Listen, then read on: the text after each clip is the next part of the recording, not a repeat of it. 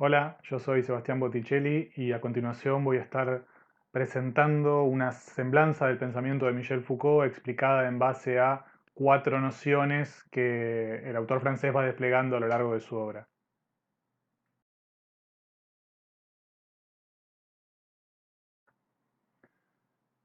La primera de estas nociones es la muerte del hombre, que es un tópico muy significativo dentro del pensamiento que Foucault desarrolla, sobre todo durante la segunda mitad de la década de 1960. Es uno de los temas que cruzan centralmente su gran obra filosófica, que es Las palabras y las cosas, publicada en 1966. La expresión la muerte del hombre remite a la desaparición del sujeto. Básicamente es a eso en lo que tiene que hacernos pensar. Ahora, podríamos quedarnos en ese nivel, pero sería un tanto superficial. A mí me parece siempre importante remarcar que la pregunta a hacer frente a esta figura es de qué sujeto se trata, qué concepción del sujeto es la que Foucault está dando por muerta. A trazo grueso puede decirse que la muerte del hombre de la que habla Foucault apunta a la desaparición del sujeto tal y como lo postula o lo ha construido la modernidad, la época moderna, la episteme moderna. Tal como lo concibieron las ciencias humanas, que surgen hacia fines del siglo XVIII, y la filosofía de esa época, particularmente las distintas formas de filosofía que se corresponden con la tradición fenomenológica. Según la reconstrucción que Foucault propone en las obras, repito, de esos años, la segunda mitad de la década de 1960, el hombre, en tanto figura epistémica, en tanto sujeto de las ciencias humanas, no fue inventado a mediados del siglo XVII por autores que suelen interpretarse como fundacionales, tal sería el caso de Descartes, sino que aparece más bien hacia fines del siglo XVIII, es decir, en la época de Kant, que es siempre en Foucault un autor clave. Ese fue propiamente, para Foucault, el comienzo de lo que él denomina el sueño antropológico. El hombre es una invención cuya fecha reciente muestra con toda facilidad la arqueología de nuestro pensamiento. Y quizá también su próximo fin. Si esas disposiciones desaparecieran tal como aparecieron. Si por cualquier acontecimiento cuya posibilidad podemos cuando mucho presentir pero cuya forma y promesa no conocemos por ahora. Oscilaran. Como lo hizo a fines del siglo XVIII el suelo del pensamiento clásico. Entonces podría apostarse a que el hombre se borraría. Como en los límites del mar un rostro de arena. Nos encontramos entonces con que Foucault le asigna al pensamiento moderno esta característica de modo central. Según Foucault, la episteme moderna está cruzada por una disposición antropologizante, que se expresa en una serie de desarrollos a los cuales el propio autor francés ordena en dos grandes conjuntos. A uno lo denomina la analítica de la finitud y a otro el desarrollo propiamente de las ciencias humanas.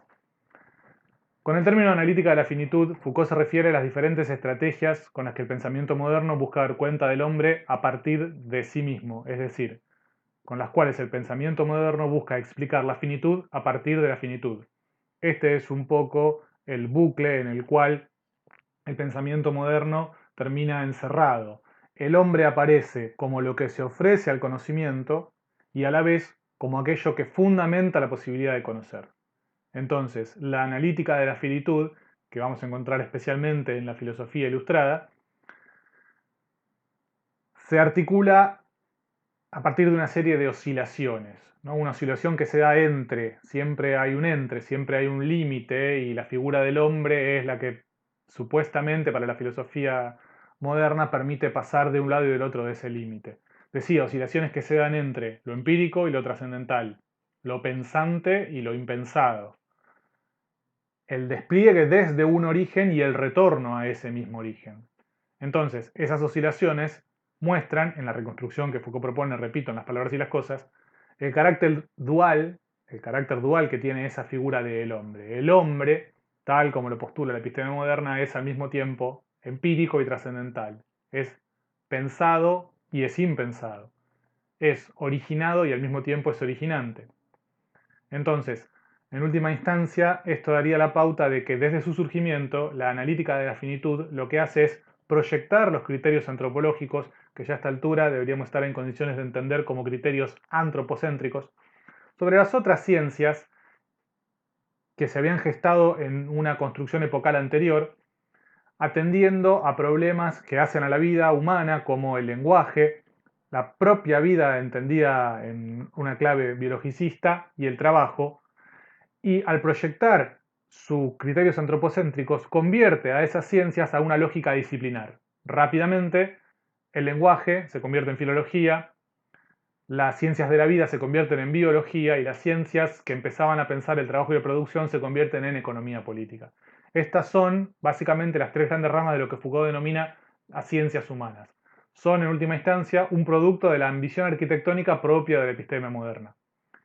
Lo que Foucault destaca y se encarga de argumentar eso a lo largo de todo el libro es que estas ciencias humanas propias de la episteme moderna no dejan de estar atrapadas en lo que él llama las paradojas de la representación.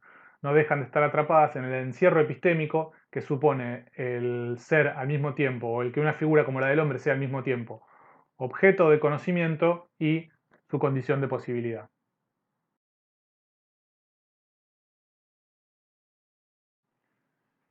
Me parece importante traer a colación aquí una noción que no está presente, al menos no de una manera central, en la obra que Foucault despliega durante la segunda mitad de la década del 60, que va a aparecer un poco más adelante en el pensamiento Foucaultiano, más particularmente a mediados de la década de 1970, que es la noción de disciplina.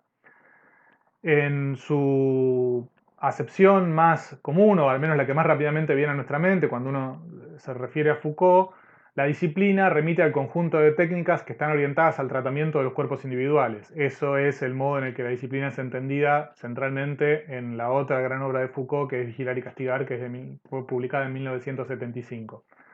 Ahora, al mismo tiempo, la disciplina en Foucault remite a la forma de organización de la producción de discursos, ¿no? Así como la disciplina organiza, forma y regula el comportamiento y el adiestramiento de los cuerpos, lo mismo hace con los discursos. La disciplina se manifiesta en lo que hace el plano discursivo, en un conjunto de reglas anónimas, históricas, siempre determinadas en el espacio y en el tiempo, y de ese modo define las condiciones del ejercicio para la discursividad de una época determinada y para un área particular. Ese área particular es lo que Foucault, nuevamente volviendo a las palabras y las cosas, denomina epistemes. Los epistemes son ordenamientos empíricos, son positividades que establecen condiciones de posibilidad del decir y del conocer. Y el modo en el que Foucault trabaja arqueológicamente sobre las epistemes, es decir, el modo en el que Foucault historiza el surgimiento de las distintas epistemes en las que él se concentra, en el caso nuevamente de las palabras y las cosas, la episteme renacentista, la episteme clásica, la episteme moderna, ese despliegue, decía, no responde a una razón universal, sino que es plausible de ser historiado, pues cada conjunto de reglas cuenta su propia historia, que sería algo así como una historia oficial, pero también es plausible de ser analizado a partir de, o de, digamos, de tomar como objeto de análisis la génesis, el surgimiento. Una génesis que suele ser no siempre explicitada, o al menos no de manera completa. Eso es a lo que el arqueólogo, Foucault, ejerciendo de arqueólogo, eso es en lo que se concentra en las obras que él publica durante la segunda mitad de la década de 1960.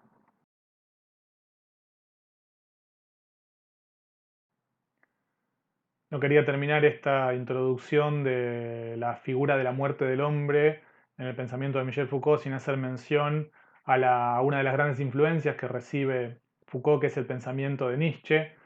Esto se verifica en todo lo relacionado a la muerte del hombre, a la crítica a la noción de sujeto y a la crítica a la modernidad en general, así como en varios otros aspectos.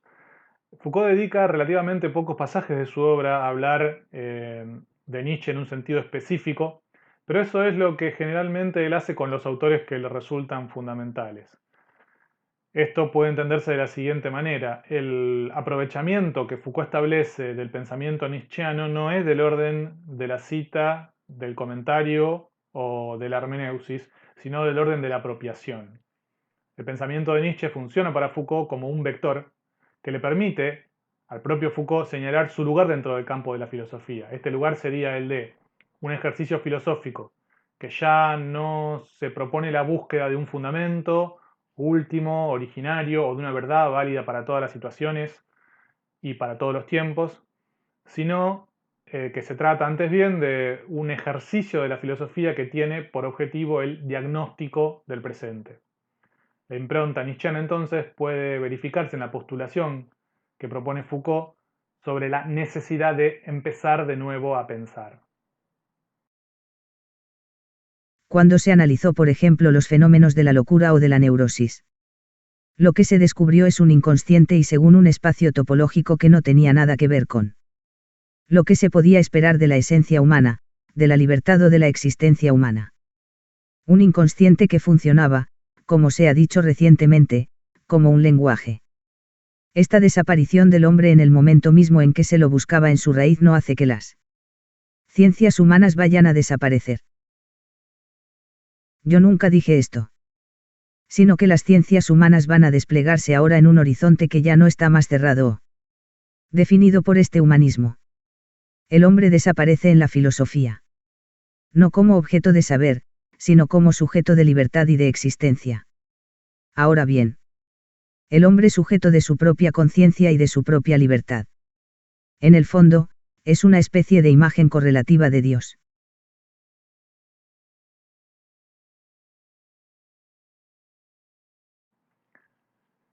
La arqueología y la genealogía dentro del pensamiento de Michel Foucault deben ser comprendidas como dos formas de trabajo o dos modos de abordaje. No sería del todo exacto entenderlas en clave de método, siempre y cuando pensemos a la hora de utilizar el término método en un conjunto de reglas que se definen a priori, ¿no? Tal como aparece en las formas más tradicionales del pensamiento moderno, como por ejemplo en Descartes, ¿no? Un conjunto de reglas que se definen a priori y que luego habrán de ser aplicadas a diversos objetos de estudio, y el resultado que se obtenga a partir de esos estudios va a estar dado por el estricto respeto de las reglas. No ese es el caso de lo que la arqueología y la genealogía implican para Foucault. Cuando Foucault habla tanto de una como de la otra, suele hacerlo en un sentido retrospectivo. Pareciera ser, Foucault, parafraseo, pareciera ser que lo que yo hice a la hora de abordar tal o cual estudio fue atender a tal o cual cosa, de tal o cual manera, lo cual da la pauta de que él no se fija un conjunto de reglas antes de empezar su indagación.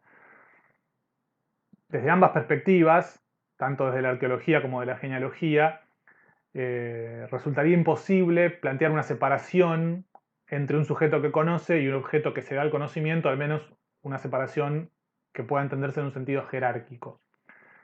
La relación entre arqueología y genealogía puede interpretarse como lo hace, por ejemplo, Jürgen Habermas en su libro El discurso filosófico de la modernidad. Allí lo que señala Habermas es que Foucault pasa de la arqueología a la genealogía porque la primera lo condujo a un callejón sin salida, a un conjunto de aporías irresolubles, y en última instancia, según Habermas siempre, la genealogía termina conduciéndolo por un derrotero similar.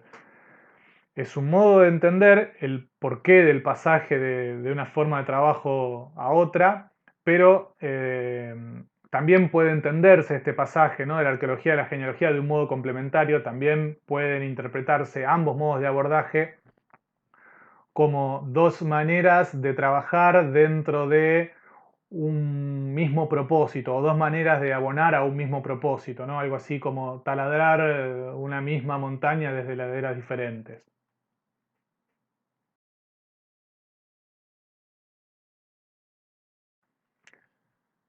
Concentrémonos en la figura del arqueólogo, ¿no? ¿Quién es el arqueólogo? El arqueólogo es aquel que va excavando el suelo, que va descubriendo diferentes estratos, diferentes capas. Dentro de esas capas, lo que el arqueólogo encuentra son los vestigios que mostrarían los rasgos de una cultura, de la cultura y de la época que depositó esos vestigios allí donde el arqueólogo lo encontró. Entonces, desde esa figura podemos decir que la arqueología en Foucault tiene que ver con el propósito de componer una analítica de ciertos acontecimientos. Los acontecimientos que la arqueología, a los que la arqueología atiende en Foucault eminentemente son acontecimientos discursivos. La arqueología Foucaultiana describe los discursos como prácticas específicas. El medio en el cual el arqueólogo despliega su trabajo es el archivo. En ese sentido, la arqueología se distingue tanto de la historia de las ideas como de la hermenéutica. La arqueología no es una disciplina interpretativa. La arqueología no trata los documentos como signos de otra cosa, sino que los aborda como el resultado, como ya dije antes, de ciertas prácticas. Y también como reguladores o habilitadores de ciertas otras prácticas. La arqueología por ello no persigue de alguna forma comprender una transición que termine uniendo todo discurso a aquel que lo precede y a aquel que le sigue, sino que busca comprender cada discurso en su especificidad. La arqueología no se ordena en base a criterios como el de obra o como el de autor. La arqueología no se orienta, no atiende especialmente a los grandes temas de la historia de las ideas como podrían ser la génesis, la continuidad, la totalización, el surgimiento, la creación.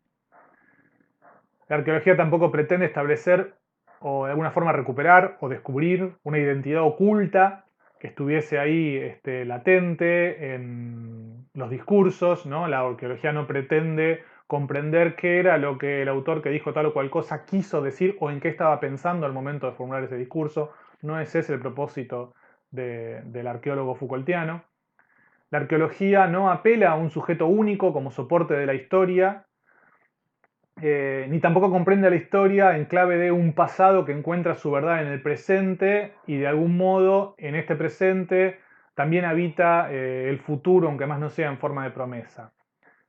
La arqueología, todo esto que dije antes viene por la negativa, ahora intentando definirlo por la positiva, la arqueología se trata más bien de lo contrario de todo lo que acabo de decir.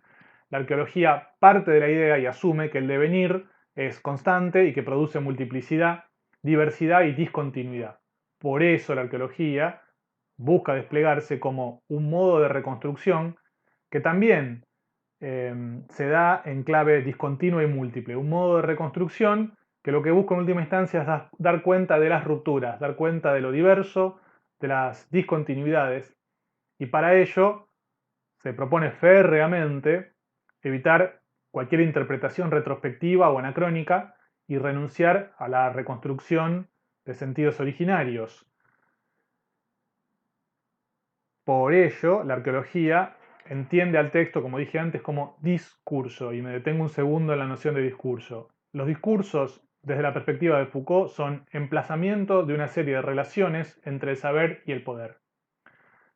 El texto no es solo su estructura significante, sino que también incluye otras dimensiones, particularmente la de los condicionamientos que le imprime la historia, las instituciones, las clases sociales, las academias, las empresas e incluso los otros textos e incluso el rango de intertextualidad en el que un texto busca insertarse. Así, en su sentido arqueológico, la labor crítica lo que busca es hacer visible los entretejimientos sociales que atraviesan un texto. Y dentro de ese entretejido vale destacar o vale distinguir la necesidad del control de los acontecimientos discursivos, los procesos de inclusión y exclusión de subjetividades particulares y por sobre todas las cosas, o quizás una de las más significativas y la que más diferencia el abordaje Foucaultiano de otro tipo de abordajes, que es la figura del autor. Mi objeto no es el lenguaje, sino el archivo, es decir, la existencia acumulada de discursos. La arqueología, como yo la entiendo, no es pariente de la geología como análisis del subsuelo ni de la genealogía como descripción de los comienzos y las sucesiones, es el análisis del discurso en su modalidad de archivo.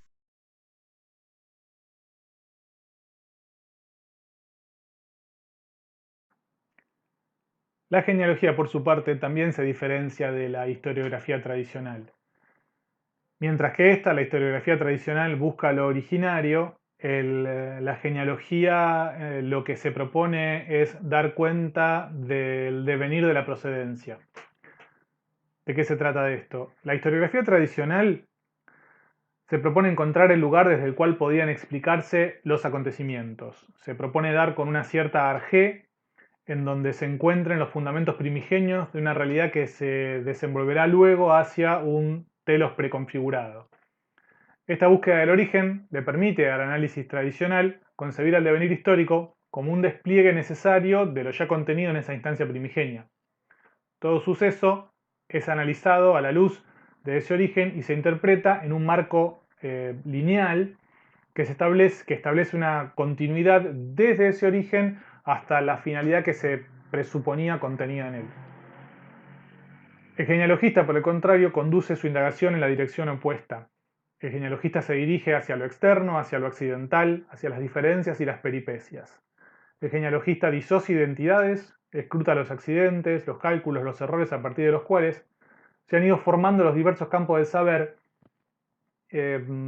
partiendo del supuesto según el cual esas peripecias y esos accidentes suelen estar elididos en la historia oficial de cada campo del saber, es decir, en la narración que cada campo del saber establece respecto de sus propios orígenes. La genealogía elige como punto de partida un lugar azaroso del que pueden proceder una multiplicidad de sucesos. Por esta razón, Foucault, al momento de tratar de esquematizar el trabajo genealógico, destaca los significados asociados al término procedencia, que remite a las vinculaciones genéticas y que, a diferencia de lo que sería hablar de un origen, la apelación a la procedencia ayuda a pensar la relación con el pasado desde una lógica móvil.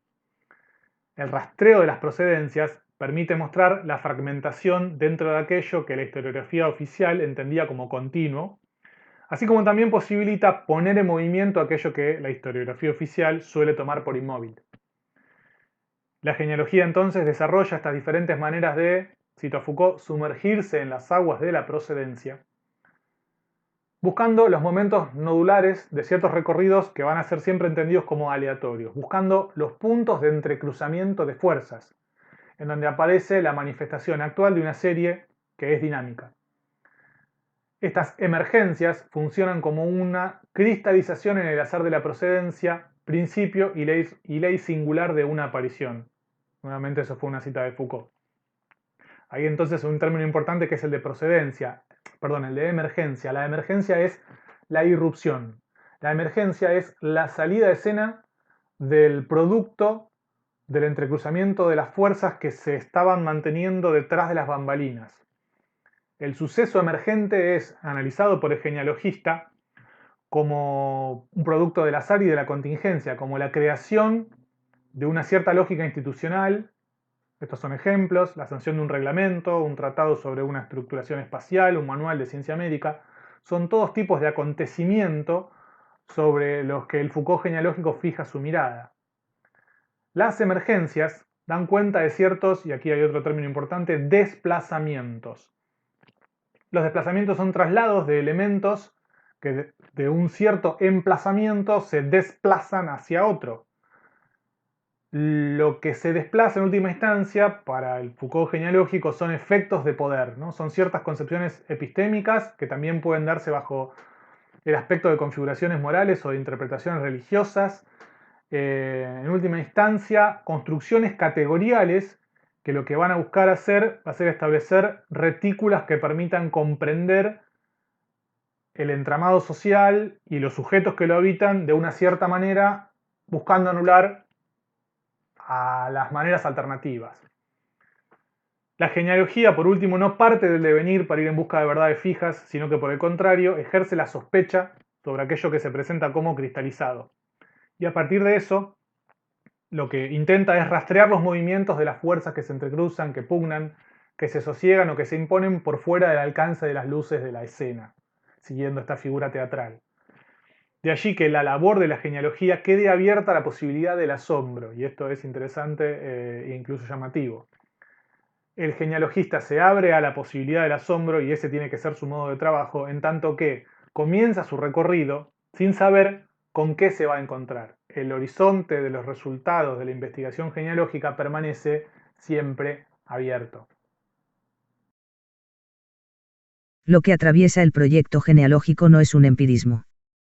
Lo que lo sigue no es tampoco un positivismo, en el sentido corriente del término. Se trata, en realidad, de poner en juego unos saberes locales, discontinuos, descalificados, no legitimados, contra la instancia teórica unitaria que pretende filtrarlos, jerarquizarlos, ordenarlos en nombre de un conocimiento verdadero, en nombre de los derechos de una ciencia que algunos poseerían. Las genealogías En consecuencia, no son retornos positivistas a una forma de ciencias más atenta o más exacta. Las genealogías son, muy precisamente, anticiencias.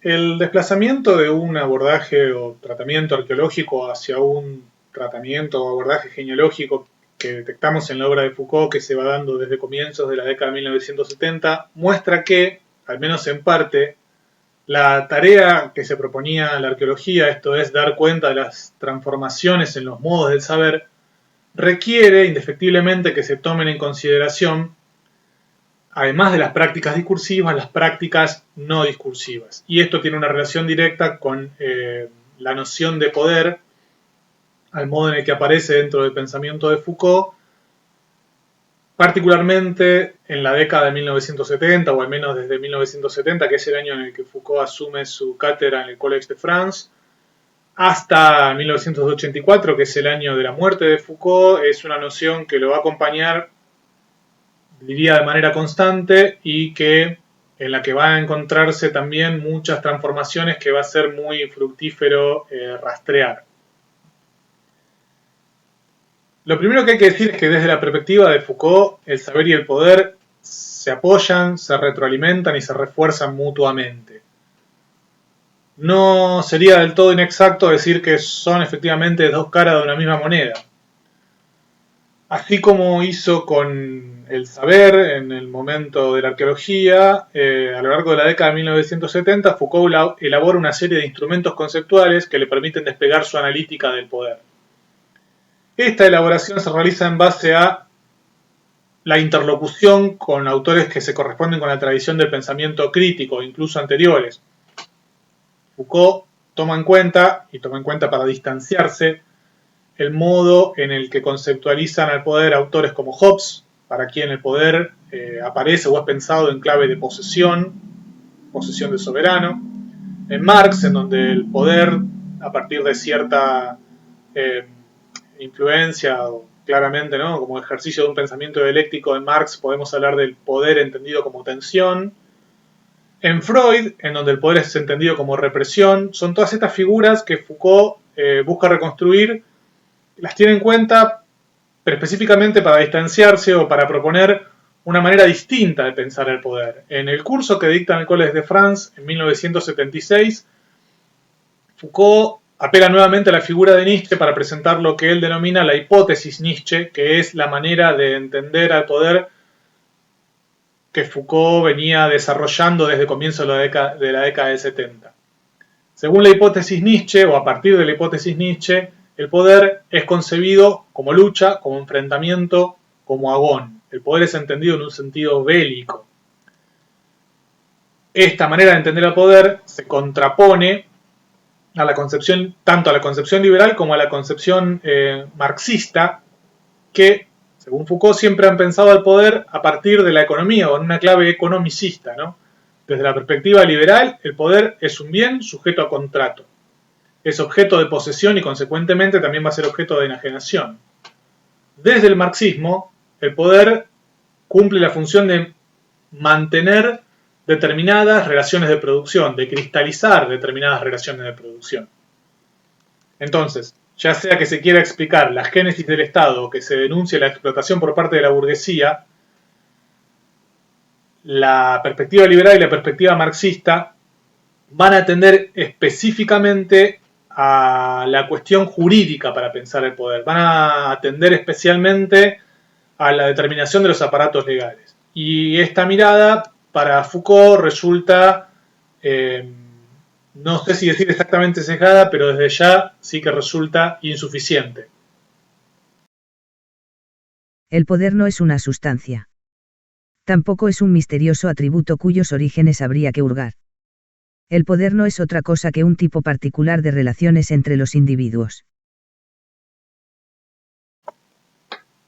Entonces, la pregunta que se realiza Foucault y que nosotros debemos realizarnos acompañándolo de algún modo, no es qué es el poder, no busca una cierta definición del poder, ni busca estipular algo así como una sustancialización del poder, sino que la pregunta antes bien es ¿cómo funciona el poder?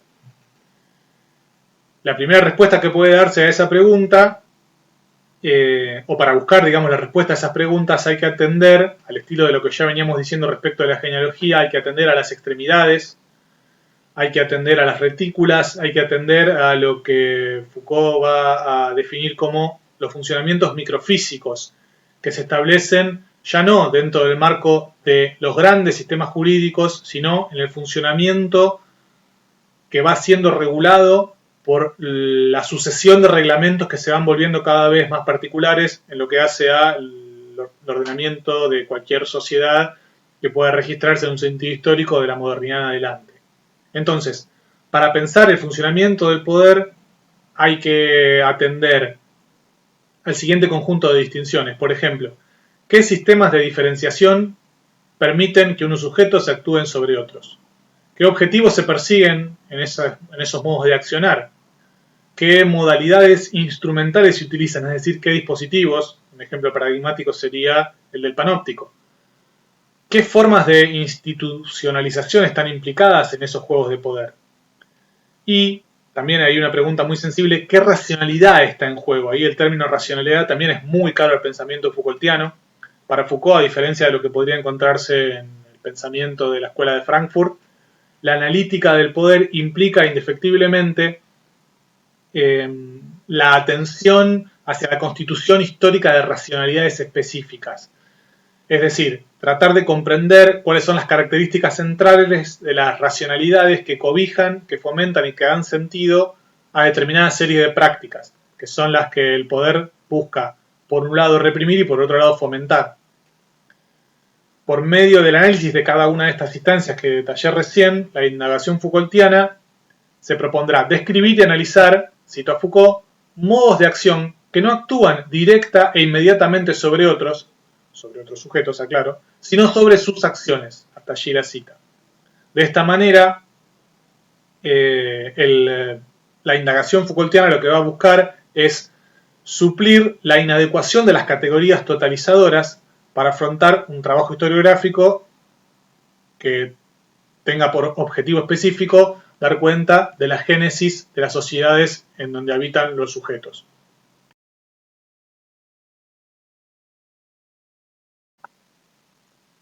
Terminé el apartado anterior hablando de los sujetos y eso no fue casual. Para Foucault el tema del poder es en realidad un modo de afrontar el tema del sujeto.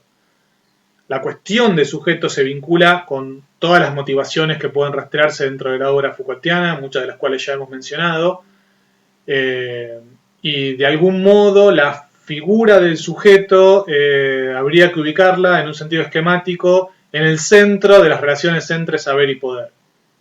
Desde este punto de vista, podemos distinguir dentro del pensamiento Foucaultiano dos sentidos del término sujeto, dos sentidos que son correlativos. El sujeto es aquel que es sometido por el control y por la dependencia de otros, pero además el sujeto está ligado a la constitución de su propia identidad mediante las prácticas de conocimiento de sí, y aquí se va abriendo un poco el juego a las temáticas que Foucault aborda durante los últimos años de su vida. En relación con estos sentidos del término sujeto, Foucault distingue tres tipos de lucha a los cuales él va a prestar atención. En principio, en relación con la constitución del sujeto, con la relación poder-sujeto, cabe distinguir las luchas en donde lo que ocurre es que aparecen oposiciones a las formas de dominación que se dan básicamente a nivel social.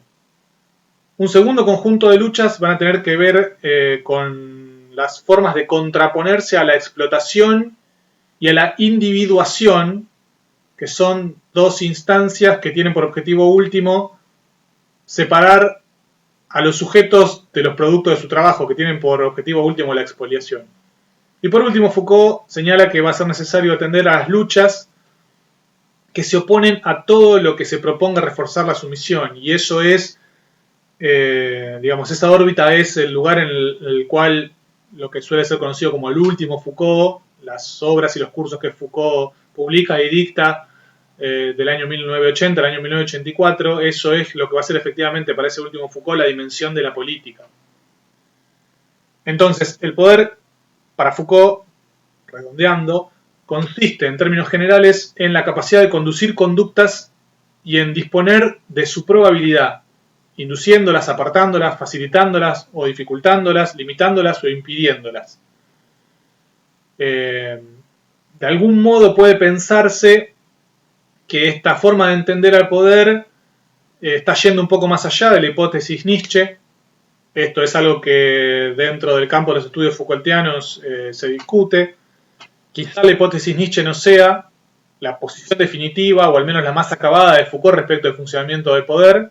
Lo dejamos pendiente como algo que va a ser a lo que va a ser necesario volver.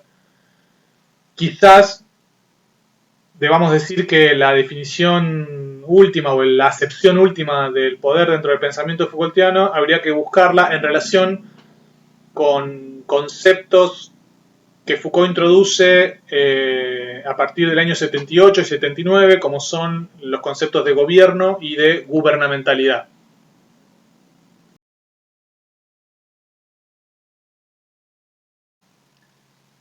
No querría terminar de hablar de la noción Foucaultiana del poder sin antes mencionar esquemáticamente las críticas que se le dirigen a Foucault en base a esta forma de estudiar al poder, críticas que Foucault recibe durante su vida y muchas de ellas además que se extienden luego de la muerte de Foucault.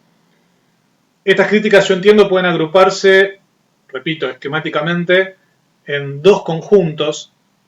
Aparecen una serie de voces desde mediados de la década de 70 en adelante que le señalan a Foucault lo siguiente: si todo lo que existe al interior de un entramado social son relaciones de poder, eso querría decir, que no hay afuera de las relaciones de poder. Y desde esa perspectiva, la resistencia, que es otro término muy caro al pensamiento Foucaultiano, la resistencia, decía, o dicen los críticos de la noción Foucaultiana del poder, no sería más que un ejercicio de la misma naturaleza que el poder, o sea, una fuerza equivalente que tendría por única diferencia el ejercerse en un sentido contrario. Es decir, repito nuevamente, si todo es poder, no hay afuera del poder, y la pregunta que se deriva de esa es ¿qué sentido le queda entonces a las luchas por la emancipación? Ese es un primer grupo. Y un segundo grupo, también de manera correlativa, lo que señala es lo siguiente: si el poder es un entramado de relaciones sociales, eso quiere decir que el poder está en todas partes. Por lo tanto, tirando un poco de ese hilo, lo que se deriva es que el poder se convierte poco menos que en un fenómeno que podríamos llamar casi climático. Si el poder está en todas partes, el poder es indefectible, no hay nada que se pueda hacer para operar sobre el poder, ni menos aún contra el poder, entonces ya nadie va a querer hacerse del poder. El poder, entendido en clave de posesión, va a salir de las discusiones políticas.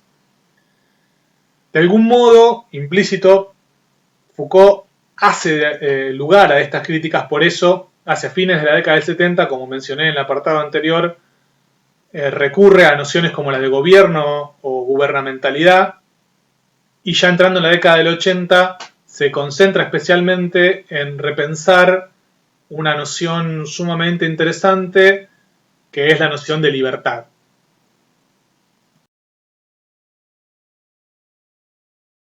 El poder.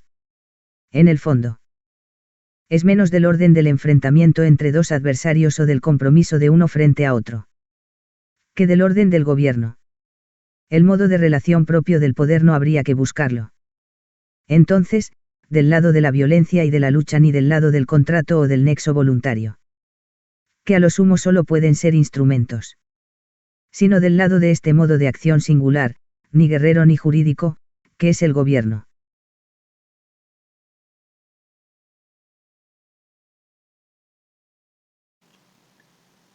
Bien, ¿qué sentido tiene plantearse el problema de la libertad dentro del pensamiento de un filósofo que afirma la muerte del hombre, que afirma la desaparición del sujeto? ¿Qué puede entenderse por libertad tomando a esa figura de la muerte del hombre como punto de partida?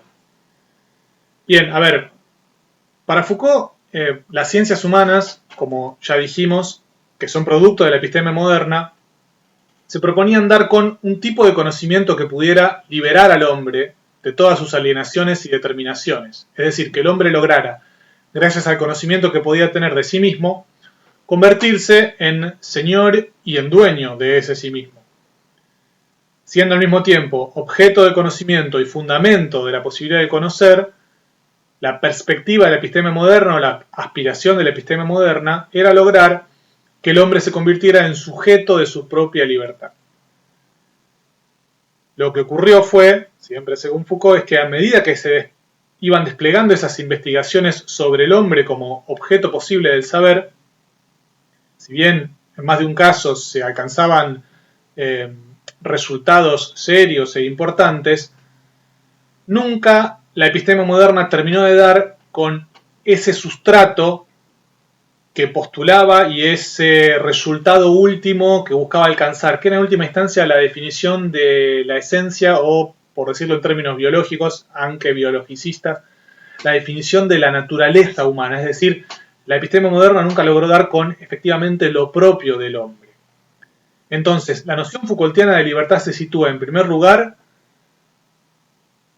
en la grieta que se abre a partir del abandono del mito humanista, es decir, del abandono de la pretensión de dar efectivamente con una esencia del hombre. En ese sentido, lo que hay que decir es que la libertad para Foucault no va a ser nunca del orden de la liberación, sino del orden de la constitución o reconstitución del sujeto. Como habíamos dicho en el apartado anterior, el poder no es una posesión, sino que es un ejercicio. Y para que el ejercicio del poder tenga sentido, ese poder debe ser ejercido sobre sujetos libres. Y en la medida en la que esos sujetos son libres. Cuando aquí hablamos de sujetos tanto individuales como colectivos. Y hablamos de sujetos que tienen ante ellos un campo de posibilidad en donde puede darse un arco de conductas y de reacciones diferentes. Es decir, sujetos que tienen ante sí la posibilidad de comportarse de diversas maneras. Esto es muy importante de comprender. Para Foucault, allí donde las determinaciones están saturadas, ya no hay relaciones de poder. La esclavitud, por ejemplo, es una forma de dominación, mas no una relación de poder. Hay poder cuando el sujeto puede desplazarse, y justamente hay poder porque el sujeto puede desplazarse. En este sentido, el poder no puede pensarse de manera disociada de la libertad. Y en gran medida, la libertad es la condición de la existencia del poder. En los últimos trabajos de Foucault, entonces, el problema del sujeto se particulariza en torno al estudio de las diferentes prácticas de libertad. Lo que me asusta del humanismo es que presenta cierta forma de nuestra ética como modelo universal. Para cualquier tipo de libertad. Me parece que hay más secretos. Más libertades posibles y más invenciones en nuestro futuro de lo que podemos imaginar en el humanismo, tal y como está representado dogmáticamente de cada lado del abanico político. La izquierda, el centro, la derecha. Foucault se sirve de la expresión prácticas de libertad para desplegar una analítica de las relaciones entre los sujetos e incluso de la relación que cada sujeto puede tener consigo mismo. Dicha analítica relacional va a estar indefectiblemente ligada con una cierta concepción de poder que es la que veníamos mencionando en los apartados anteriores. En el caso de las relaciones de poder que se establecen entre diferentes sujetos, Foucault va a hablar de una libertad política. Por supuesto que esa libertad política debemos comprenderla en un sentido amplio que no se reduce a lo estatal o a lo institucional. En el caso de las relaciones de poder que el sujeto puede establecer consigo mismo, Foucault va a hablar de una libertad ética, o también, utilizando otro tipo de lenguaje, va a hablar específicamente en este caso de prácticas reflejas de libertad o directamente de prácticas de libertad. En el primero de los sentidos, es decir, en lo que hace a las prácticas de libertad en un sentido político, Foucault parte de la idea de que el ejercicio del poder es una manera de, o lo que busca en última instancia es conducir conductas. Y desde ese lugar va a ser posible calificar como libres aquellas formas de relación entre sujetos que buscan desbloquear una determinada serie de conductas. Y aquellas formas de relaciones en las que el objetivo es generar un campo abierto de posibilidades, es decir, un campo abierto de relaciones entre sujetos que sean a su vez susceptibles de modificación. terminar con cierto tipo de prohibiciones sería un ejemplo de esta forma de entender a la libertad en su sentido político. En el segundo caso, es decir, en lo que hace una libertad ética o a prácticas de libertad que deban comprenderse en un sentido ético, los diferentes comportamientos a los que Foucault va a atender van a tener que ver con formas de reflexividad. Es decir, conductas y reacciones por medio de las cuales el sujeto se observe a sí mismo, se piense a sí mismo y logra de algún modo constituirse a sí mismo. Este es específicamente el sentido que va a tener para Foucault la dimensión de la ética, es decir, el trabajo que el sujeto puede hacer sobre sí mismo para transformarse. De allí que, parafraseando célebres frases que Kant utiliza en la crítica de la razón práctica, Foucault afirme que la libertad es la condición ontológica de la ética, pero la ética es la forma refleja que toma la libertad.